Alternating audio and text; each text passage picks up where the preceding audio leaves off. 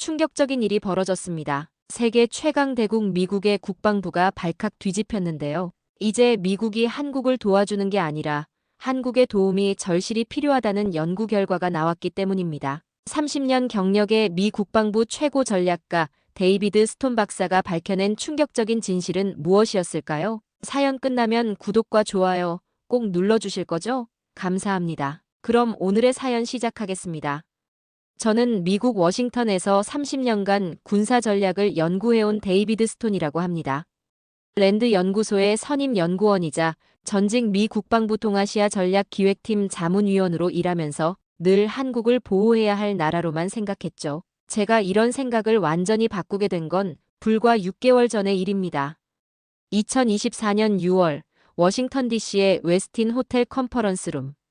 동북아 안보 컨퍼런스에서 한 한국 장성의 발언이 제 마음을 뒤흔들어 놓았습니다. 이제 한국은 자체 방위 능력을 갖추었습니다. 미국과 동등한 파트너로서 협력할 준비가 되어 있죠. 순간 제 입에서 헛웃음이 나왔습니다. 30년간 한미동맹을 연구해온 제가 보기에 그건 말도 안 되는 소리였거든요. 저는 자리에서 일어나 반박했습니다. 한국이 미국의 도움 없이 중국과 북한의 위협에 대응할 수 있다고 보시나요? 그건 현실성 없는 주장입니다. 컨퍼런스장이 순간 조용해졌죠. 한국 장성은 제 도발적인 발언에도 차분히 미소를 지으며 말했습니다. 스톤 박사님, 직접 한국에 오셔서 확인해 보시는 건 어떨까요? 그 말이 제 인생을 바꿔놓았습니다. 처음엔 그저 형식적인 초청이라 생각했지만 그해 겨울 한국을 방문하면서 제가 알던 모든 것이 뒤집히기 시작했죠. 한국에 도착하자마자 국방연구원에서 충격적인 자료들을 보게 됐습니다. 우리 미국이 그동안 얼마나 한국의 군사력을 과소평가했는지 알게 된 거죠.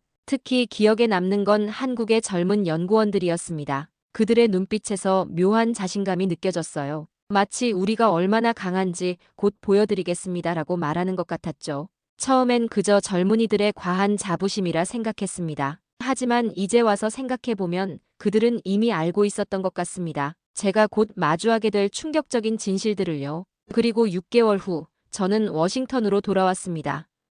연구실 책상 위에 놓인 한국에서 가져온 자료들을 보며 그간의 경험을 정리했죠. 미 국방부의 모든 상식을 뒤집어 놓을 만한 내용이었습니다. 30년간 쌓아온 제 경력과 신념이 완전히 무너지는 순간이었습니다. 제 이야기는 작년으로 거슬러 올라갑니다. 2024년 12월 한국 국방연구원 방문이 확정되었다는 소식을 받았습니다.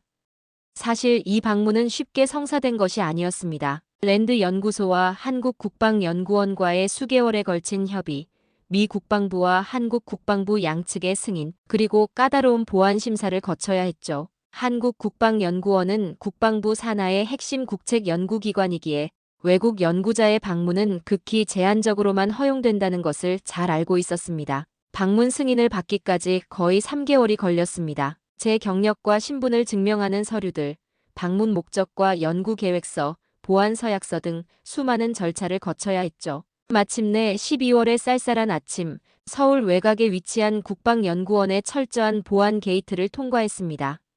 게이트를 통과하고 나서 제 눈앞에 펼쳐진 광경은 상상했던 것과는 완전히 달랐습니다. 첨단 시설과 연구동이 조화롭게 배치된 캠퍼스는 마치 실리콘밸리의 한 연구소를 연상시켰습니다. 보안 담당관의 안내를 받아 본관으로 향하는 동안 국방연구원이 한국의 국방정책과 전략을 연구하는 핵심 두뇌 집단이라는 사실을 실감할 수 있었습니다. 잠시 후 저는 브리핑룸에서 2023-2037 국방과학기술혁신 기본계획에 대한 보고를 받게 되었습니다. 인공지능, 우주, 양자기술 등 10대 분야 30개 국방전략기술 개발 현황을 검토하면서 제 손이 떨리기 시작했습니다. 우리 미국이 주도권을 쥐고 있다고 믿었던 분야에서 한국이 독자적인 기술력을 확보하고 있었기 때문입니다. 특히 충격적이었던 것은 국방혁신 4.0 계획이었습니다. 2026년까지 5만 명의 디지털 인재를 육성하고 그중 1,000명을 AI 전문 인력으로 양성한다는 계획은 미 국방부의 계획보다 더 구체적이고 현실적이었죠. 브리핑을 진행하던 연구원의 설명에 고개를 끄덕이면서도 한편으로는 불안감이 밀려왔습니다. 다음 날 방문한 한미연합사령부에서는 또 다른 충격이 기다리고 있었습니다. 지휘통제실에서 만난 미군 장성은 한숨을 쉬며 말했습니다. 스톤 박사, 우리가 한국군을 잘못 봤습니다. 최근 연합훈련에서 그들은 우리가 예상한 것보다 훨씬 뛰어난 전투력을 보여주었습니다.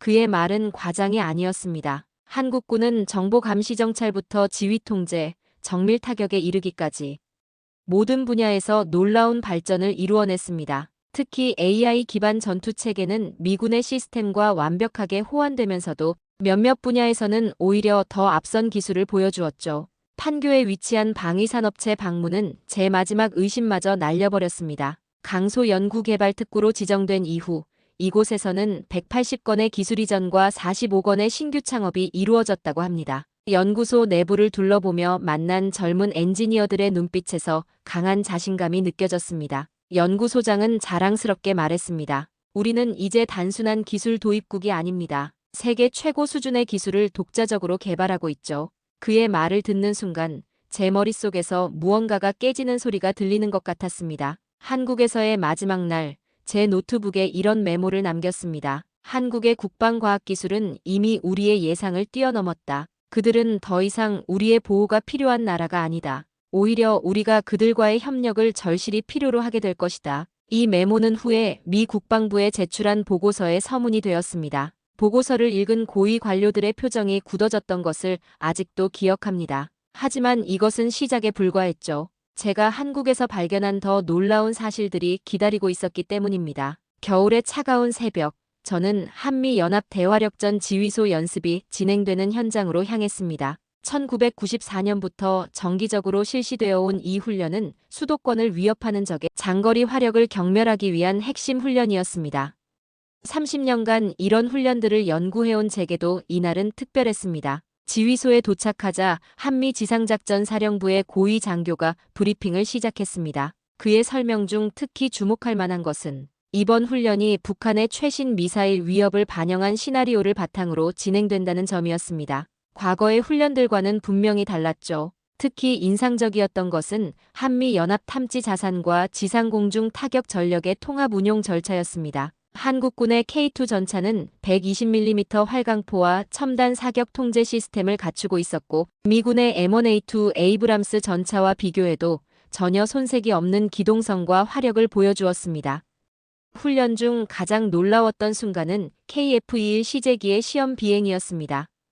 마하 1.82의 속도로 비행하는 이 전투기는 최신형 레이더 시스템을 갖추고 있었죠. 미군 전투기에 탑재된 레이더와 비교해도 뒤처지지 않는 성능이었습니다. 더욱 주목할 만한 것은 한국군의 네트워크 중심전 체계였습니다. 각 군의 정보 시스템이 통합되어 실시간으로 정보를 공유하는 모습은 인상적이었습니다. 물론 아직 AI 기반 의사결정 지원 시스템은 시범 단계에 있었지만 그 발전 속도는 놀라웠습니다. 특히 인상적이었던 것은 한국이 자체 개발 중인 최신 미사일 방어 체계였습니다. 이스라엘의 아이언돔처럼 적의 미사일을 높은 고도에서 막아낼 수 있는 이 방어 체계를 직접 볼 수 있었던 것은 행운이었습니다. 고도 40에서 60km에서 적의 탄도미사일을 요격할 수 있는 이 시스템은 2026년 실전 배치를 목표로 하고 있었죠. 이는 한국이 독자적인 미사일 방어 능력을 갖추게 된다는 것을 의미했습니다. 3일간의 훈련을 지켜보면서 저는 깊은 생각에 잠겼습니다.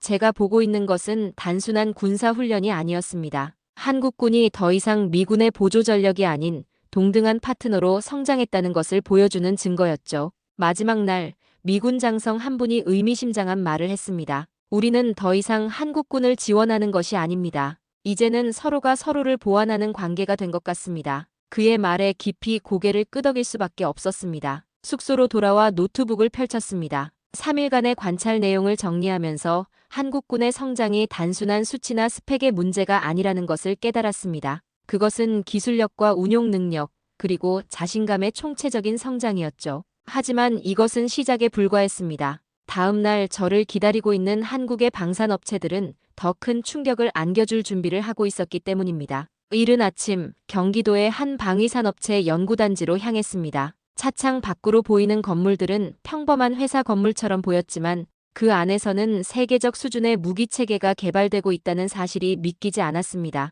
첫 방문지는 지상 무기체계를 개발하는 연구소였습니다. 입구에서 철저한 보안 검색을 마치고 들어서자 넓은 실험동이 눈에 들어왔습니다. 연구소장은 자부심 넘치는 목소리로 설명을 시작했습니다. 우리가 개발한 자주포는 이미 유럽의 여러 나라에서 사용하고 있습니다. 핀란드, 에스토니아, 노르웨이. 그들이 우리의 기술을 선택했다는 것. 이것이 바로 우리 기술력의 증거입니다. 실험동 한켠에서는 새로운 전차의 시험이 진행 중이었습니다. 험한 지형을 오르내리며 기동성을 시험하는 모습이 인상적이었습니다. 연구원은 이 전차는 폴란드로부터 큰 관심을 받고 있습니다라고 설명했죠. 저는 순간 귀를 의심했습니다. 과거 소련의 위성국이었던 폴란드가 이제는 한국의 무기체계를 도입한다니 세상이 완전히 바뀐 것 같았습니다. 같은 단지 내 다른 건물로 이동하자 거대한 경납고가 모습을 드러냈습니다. 차세대 전투기의 동체가 위용을 뽐내고 있었죠. 경납고 안에서 만난 수석 연구원은 자부심이 가득한 목소리로 설명을 이어갔습니다. 보시는 이 전투기가 바로 우리가 개발한 차세대 전투기입니다. 내년부터 실전 배치가 시작될 예정이죠. 그의 설명을 들으며 제가 알고 있던 세계의 최신의 전투기들이 떠올랐습니다. 속도와 항속거리를 비교해보니 결코 뒤처지지 않는 성능이었습니다. 개발에 참여한 젊은 연구원들의 눈빛에서는 자부심이 넘쳐났습니다. 그들의 열정을 뒤로하고 다음 시설로 이동하는 발걸음이 무거웠지만 곧 더 놀라운 광경이 펼쳐졌습니다. 바로 미사일 개발 시설이었습니다. 연구팀의 책임자는 시연을 마치며 깊은 자부심이 묻어나는 목소리로 설명했습니다. 더 이상 남의 기술에 의존하지 않습니다. 우리 스스로 우리를 지킬 수 있는 능력을 갖추게 된 거죠. 실제로 이 시스템은 고고도에서 적의 미사일을 정확히 요격할 수 있었고 2026년이면 실전 배치가 가능할 것이라고 했습니다. 그날의 방문을 마치고 호텔로 돌아오는 길에 깊은 생각에 잠겼습니다. 하루 동안 본 것들이 저의 모든 상식을 뒤흔들어 놓았기 때문입니다. 창밖으로 붉게 물든 하늘을 바라보며 다음 날 있을 대전 방문을 생각했습니다. 이튿날 아침 대전에 위치한 국방과학연구소로 향했습니다. 1970년 설립 이후 이곳은 한국 방위산업의 두뇌 역할을 해왔습니다. 연구소의 한 책임자는 조용히 말했습니다. 우리는 이제 단순한 무기 도입국이 아닙니다. 세계가 우리의 기술을 필요로 하는 시대가 왔습니다. 특히 놀라웠던 것은 10대 분야 30개 국방 전략 기술을 체계적으로 발전시켜 나가는 모습이었습니다. 인공지능, 우주, 양자 기술, 이런 첨단 분야에서도 한국은 이미 독자적인 길을 개척하고 있었습니다. 대전에서의 하루를 마치고 서울로 돌아오는 KTX 안에서 이틀간의 방문을 정리해 보았습니다. 한국의 방위산업은 이미 세계적 수준에 도달해 있었고 일부 분야에서는 오히려 앞서 나가고 있었습니다. 일주일 후 미 국방부 분석팀과의 회의에서 더 큰 충격이 기다리고 있었습니다. 한국의 군사력이 미국의 도움 없이도 충분히 독자적인 방위가 가능한 수준을 넘어섰다는 사실이 드러나게 될 것이기 때문입니다. 14시간의 긴 비행 끝에 워싱턴 덜레스 국제공항에 도착했을 때는 현지 시각으로 아직 전날 저녁이었습니다. 시차 적응할 겨를도 없이 이틀 뒤 펜타곤의 회의실로 향했습니다. 회의실 문을 열자마자 평소와는 다른 무거운 긴장감이 느껴졌습니다. 제가 한국에서 보내온 보고서가 이미 검토되었음을 직감할 수 있었습니다. 회의실 테이블에는 평소와 달리 합참의 고위 장성들을 포함한 수많은 관계자들이 자리하고 있었고 그들의 표정에서는 심각함이 묻어났습니다. 제 발표가 시작되자 회의실은 무거운 침묵에 빠졌습니다. 한국의 방위산업 현장에서 목격한 충격적인 사실들을 하나하나 설명할 때마다 참석자들의 표정이 심각해졌습니다. 특히 한국이 독자 개발한 무기체계들의 성능을 설명할 때는 몇몇 장성들이 고개를 절레절레 흔들었습니다. 발표가 끝나자 인도태평양 전략을 담당하는 고위 장성이 입을 열었습니다. 우리는 지금까지 한국을 보호해야 할 동맹국으로만 생각해왔습니다. 하지만 이제는 관점을 완전히 바꿔야 할 것 같군요. 한국은 이미 우리와 대등한 수준의 파트너가 되어 있었습니다. 그의 말에 이어 한 분석관이 흥미로운 자료를 공개했습니다. 미군의 인도태평양 전략이 변화하면서 주한미군의 역할도 재정의가 필요하다는 내용이었습니다. 특히 대만 유사시 주한미군 전력의 운용 방안에 대한 새로운 분석은 모든 참석자의 주목을 받았습니다. 회의는 점점 더 심도 있게 진행되었습니다. 한 전략가는 한국이 동남아시아 국가들과 맺고 있는 전략적 관계를 주목해야 합니다. 그들은 이미 아시아에서 중요한 영향력을 행사하고 있습니다라고 지적했습니다. 저는 그제서야 한국의 군사력 성장이 단순히 국방력 강화 차원을 넘어선다는 것을 깨달았습니다. 특히 인상적이었던 것은 한 해군 제독의 발언이었습니다. 우리가 걱정해야 할 것은 한국이 미국의 도움 없이 살아남을 수 있느냐가 아닙니다. 오히려 우리가 한국과의 동맹 관계를 어떻게 새롭게 정립할 것인가를 고민해야 합니다. 회의가 후반부로 접어들면서 논의의 초점은 한국을 어떻게 보호할 것인가에서 한국과 어떻게 협력할 것인가로 완전히 바뀌었습니다. 한 참석자는 만약 우리가 한국과의 관계를 재정립하지 못한다면 중국이 이 기회를 놓치지 않을 것이라며 우려를 표명했습니다. 저녁이 되어 회의가 끝났을 때 모든 참석자들의 인식이 완전히 바뀌어 있었습니다. 한국은 더 이상 보호받아야 할 동맹국이 아닌 함께 가야 할 핵심 파트너로 자리매김하고 있었습니다. 이는 제가 한국에서 직접 목격한 현실이기도 했습니다. 사무실로 돌아와 창밖을 바라보며 지난 몇 주간의 경험을 되새겨 보았습니다. 한국에서 보고 들은 것들, 그리고 오늘 회의에서 논의된 내용들이 머릿속을 맴돌았습니다. 분명한 것은 한미동맹이 이제 새로운 단계로 진입했다는 사실이었습니다. 하지만 이것은 시작에 불과했습니다. 이 분석 결과가 공개되면서 미국 내에서는 더 큰 논쟁이 시작되었고 주한미군의 역할에 대한 근본적인 재검토가 이루어지게 되었기 때문입니다. 워싱턴 DC의 봄이 시작될 무렵 제 보고서가 미 국방부 내부에서 공식 회람되기 시작했습니다. 회계감사원의 최근 분석 자료와 제 보고서가 맞물리면서 주한미군을 바라보는 시각에 근본적인 변화가 일어나고 있었습니다. 감사원의 최신 보고서는 충격적인 내용을 담고 있었습니다. 2016년부터 2019년까지 미 국방부가 주한미군 유지를 위해 지출한 134억 달러, 그리고 같은 기간 한국이 부담한 58억 달러의 직접 재정 지원이라는 구체적인 수치가 공개된 것입니다. 이는 한국이 결코 무임승차하고 있지 않다는 명백한 증거였습니다. 국방부 고위 관료들 사이에서 조용히 회의가 이어졌습니다. 한 고위 장성은 조용히 입을 열었습니다. 우리는 지금까지 주한미군의 가치를 너무 단순하게 평가해왔습니다. 더 이상 단순한 비용 문제로 접근해서는 안 됩니다. 특히 인상적이었던 것은 전략 분석팀의 새로운 보고서였습니다. 그들은 중국의 군사력 확장과 함께 변화하는 인도-태평양 지역의 안보 환경 속에서 주한미군의 전략적 가치가 오히려 증가하고 있다고 분석했습니다. 더 이상 한반도 방어라는 단일 목적이 아닌 지역 전체의 안보 균형을 위한 핵심 거점으로서의 가치를 재평가해야 한다는 것이었습니다. 국방부 내부의 이러한 변화는 곧 의회에도 영향을 미쳤습니다. 상원의 한중진 의원은 주한미군의 현 수준 유지는 미국의 국가 이익과 직결된다며 22,000명 이하로의 감축을 제한하는 법안을 발의했습니다. 이는 단순한 상징적 제스처가 아닌 실질적인 전략적 판단에 기반한 것이었습니다. 한편 국방부 정례 브리핑에서도 변화의 조짐이 감지되었습니다. 더 이상 방위비 분담 문제를 거론하지 않았고 대신 한미 군사 협력의 질적 발전 방안이 주요 의제로 다뤄지기 시작했습니다. 며칠 후 국방부 전략연구소에서 열린 세미나는 이러한 변화를 공식화하는 자리였습니다. 연구소장은 한국의 군사력 성장은 미국의 인도태평양 전략에 새로운 기회를 제공하고 있다고 평가했습니다.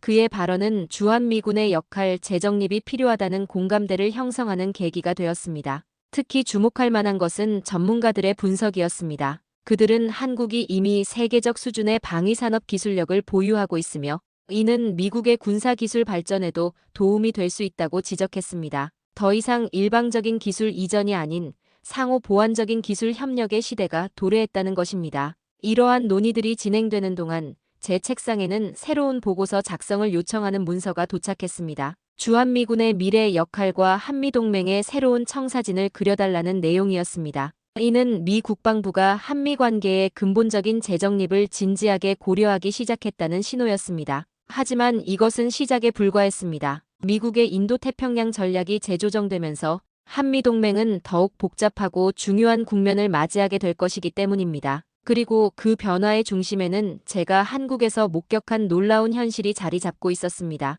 미국의 전략가들 사이에서 한국을 바라보는 시각이 근본적으로 바뀌고 있다는 것을 실감한 것은 국방부 산하전략연구소의 비공개 회의에서였습니다. 기존의 한미동맹이 단순한 군사적 협력 관계였다면 이제는 그 범위가 사이버 안보, 우주협력, 첨단 기술 개발로까지 확장되고 있었습니다. 특히 인상적이었던 것은 인공지능과 퀀텀 기술 분야에서의 협력 방안이었습니다. 한 전문가는 한국은 이미 이 분야에서 세계적 수준의 기술력을 보유하고 있습니다. 우리는 이제 한국과 공동으로 연구개발을 진행해야 합니다라고 강조했습니다. 더욱 주목할 만한 변화는 인도태평양 지역에서 한국의 역할이었습니다. 미국, 호주, 영국, 캐나다와의 외교 국방장관 회의가 확대되고 일본, 호주, 뉴질랜드와의 공조가 강화되는 모습을 지켜보면서 한국이 이제 진정한 지역 강국으로 부상하고 있음을 실감할 수 있었습니다. 연구소의 한 분석가는 미중 전략 경쟁 속에서 한국의 위치에 대해 흥미로운 분석을 내놓았습니다. 한국은 미국의 동맹국이면서도 중국과의 관계를 원만하게 유지하고 있습니다. 이는 단순한 외교적 균형이 아닌 전략적 자산이 될 수 있습니다. 제가 한국에서 목격했던 첨단 무기 체계들이 이제 방산협력의 새로운 장을 열고 있었습니다. 더 이상 미국의 기술을 일방적으로 전수받는 것이 아닌 상호 보완적인 기술 협력이 이루어지고 있었죠. 특히 사이버 안보와 우주기술 분야에서 한국의 기여도가 눈에 띄게 증가하고 있었습니다. 한국의 국제적 역할 확대도 인상적이었습니다. 유엔 평화 유지 활동에 적극적으로 참여하면서 국제사회에서 책임 있는 역할을 수행하고 있었습니다. 아세안과의 안보 협력 강화는 한국이 더 이상 한반도에 국한된 국가가 아님을 보여주는 증거였습니다. 그러나 가장 중요한 변화는 북한의 위협에 대응하는 방식이었습니다. 한미 양국은 이제 확장 억제 전략을 통해 더욱 긴밀한 협력을 추구하고 있었습니다. 신속하고 단호한 대응이라는 키워드는 한국군의 작전 수행 능력이 그만큼 향상되었다는 것을 의미했습니다. 워싱턴의 전략가들 사이에서는 이제 한미일 안보 협력이라는 새로운 키워드가 자주 등장하고 있었습니다. 이는 단순한 군사동맹을 넘어 지역 전체의 안보 구도를 재편할 수 있는 핵심 축으로 여겨지고 있었죠.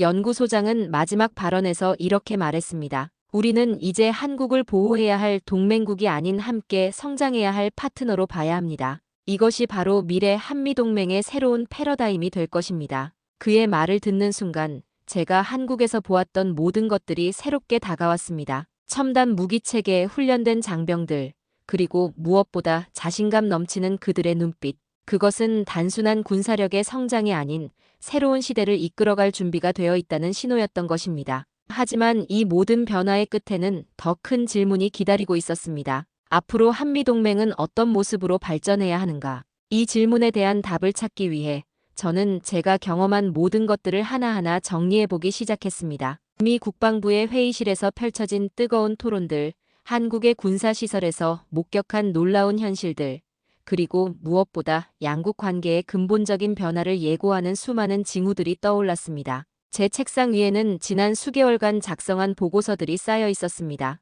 그 중에서도 가장 눈에 띄는 것은 한미동맹의 새로운 패러다임에 대한 제안서였습니다. 이 제안서는 단순한 분석을 넘어 미래 동맹 관계의 청사진을 담고 있었죠. 첫 번째로 주목한 것은 전략적 파트너십의 질적 변화였습니다. 더 이상 일방적인 보호자와 피보호자의 관계가 아닌 상호 보완적인 협력 관계로의 전환이 필요했습니다. 한국의 첨단 기술력과 미국의 전략적 경험이 만나 시너지를 발휘할 수 있는 지점들이 무궁무진했기 때문입니다. 두 번째는 지역 안보 구도의 재편이었습니다. 한미일 안보 협력의 강화는 단순한 군사적 협력을 넘어 인도태평양 지역 전체의 안정을 위한 새로운 축이 될 수 있었습니다. 특히 한국이 보여준 외교적 균형감은 미중 갈등 속에서 더욱 중요한 의미를 가지게 될 것이었습니다. 세 번째로 주목한 것은 기술 협력의 새로운 지평이었습니다. 사이버 안보, 우주개발, 인공지능 등 미래 전장을 좌우할 핵심 분야에서 양국은 이미 대등한 협력 관계를 구축하고 있었습니다. 이는 미래 동맹의 새로운 기반이 될 것이 분명했습니다. 보고서의 마지막 페이지에 저는 가장 중요한 결론을 적었습니다. 한미동맹은 이제 일방적인 보호관계를 넘어서야 합니다. 한국은 군사, 경제, 기술력 모든 면에서 세계적인 강국으로 성장했고 미국도 이 사실을 인정해야 할 시점에 왔습니다. 만약 미국이 한국과의 동맹을 새로운 차원으로 발전시키지 못한다면 한국은 독자적인 외교, 군사, 경제 전략을 더욱 강화할 것입니다. 이는 필연적으로 미국의 글로벌 전략에 큰 변화를 초래할 것입니다. 제가 한국에서 목격한 현실이 이를 증명합니다. 이제는 미국이 한국을 필요로 하는 시대가 되었고 우리는 이 중요한 전환점에서 올바른 선택을 해야 합니다. 한미동맹의 미래는 상호 존중과 협력에 기반한 전략적 파트너십이어야 합니다. 보고서를 덮으며 저는 이 순간이 역사적인 전환점이 될 것임을 직감했습니다. 앞으로 미국이 어떤 선택을 하느냐에 따라 한미동맹의 미래는 물론 아시아 전체의 안보 구도가 바뀔 수 있기 때문입니다. 오늘 사연 어떻게 들으셨나요? 한미동맹의 새로운 전환점을 다룬 의미 있는 사연이었습니다. 한국의 눈부신 기술 발전과 외교적 역량, 그리고 글로벌 강국으로서의 위상을 다시 한번 확인할 수 있었던 시간이었습니다. 특히 한국이 더 이상 보호받는 국가가 아닌 미국과 대등한 위치에서 상호 보완적인 파트너십을 구축할 수 있는 국가로 성장했다는 점이 인상적이었습니다. 첨단 기술, 사이버 안보, 우주 개발 등 미래 핵심 분야에서 한국이 보여준 성과는 앞으로의 한미동맹이 나아갈 방향을 제시하고 있습니다. 오늘 사연에 대한 여러분의 생각을 댓글로 남겨주세요. 오늘도 귀한 시간 내주셔서 감사합니다. 지금까지 감동 신호등이었습니다.